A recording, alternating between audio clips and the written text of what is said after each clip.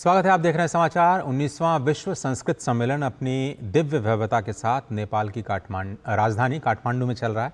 देश विदेश से आए संस्कृत विद्वान इसमें सहभागिता कर रहे हैं। हमारे संवाददाता नारायण दत्त मिश्र ने बात की IASS के समिति सदस्य प्रोफेसर अमरजीव लोचन से।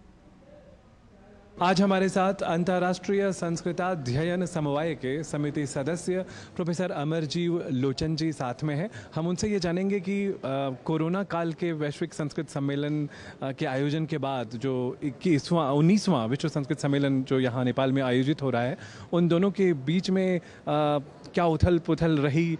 IASS पेरिस ने इस विषय को हमेशा रखा है ध्यान में कि संस्कृत के संबंधित जितने भी विषय हैं, सिर्फ संस्कृत जैसे भाषा नहीं, सभी विषयों को आदर देते हुए उनके प्रति ध्यान देना एकेडमिक स्तर से देने का उनका विचार होता है हमेशा।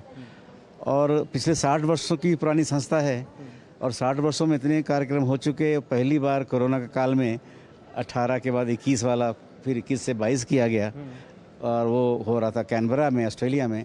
दोनों कारणों से व्यथा बढ़ी कि संस्कृत के अध्ययन के बीच में अभी आप मानेंगे कि 18 और 21 से क्या 18 से 24 के पिछले 6 वर्षों में कई जगहों पर संस्कृत अध्ययन के केंद्र समाप्त हो गए विदेशों में। तो वो जितने बड़े बड़े विद्वान बाहर के थे भारत के, जिन्होंने पूरा जीवन लगाया संस्कृत के लिए, जैसे ऑस्ट्रेलिया के मैकमॉस्ट टेलर साहब जो अभी सेक्रेटरी जनरल हैं, और कई ऐसे विद्वान बाहर के जिन्होंने समय पूरा जीवन लगाया, उनके लिए व्यथा बढ़ी थी कि हो नहीं रहा था।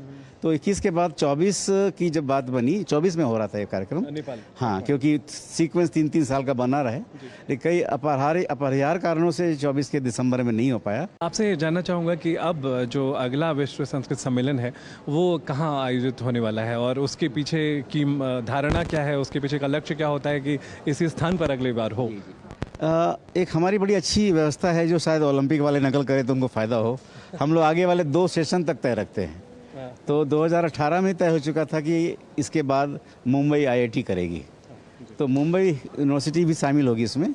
मुंबई एक विशेष रहेगा कि संस्कृत के कंप्यूटर के संबंध जितनी भी चीज़ें बढ़ी हैं पिछले 2 दशकों में, वहाँ कंप्यूटेशनल संस्कृत के बड़े बड़े उद्भट विद्वान हैं जो संस्कृत को आधुनिक स्तर पर लेकर के उसके संबंध के विचारों को साइंटिफिक ढंग से प्रूव करने में शामिल रहते हैं। ये थे हमारे साथ प्रोफेसर अमरजीव लोचन जी, जो कि अंतर्राष्ट्रीय संस्कृताध्ययन समवाय के समिति सदस्य के रूप में अभी कार्यरत हैं। कैमरा पर्सन नवीन कुमार के साथ नारायण दत्त मिश्र, काठमांडू से DG न्यूज़ के लिए।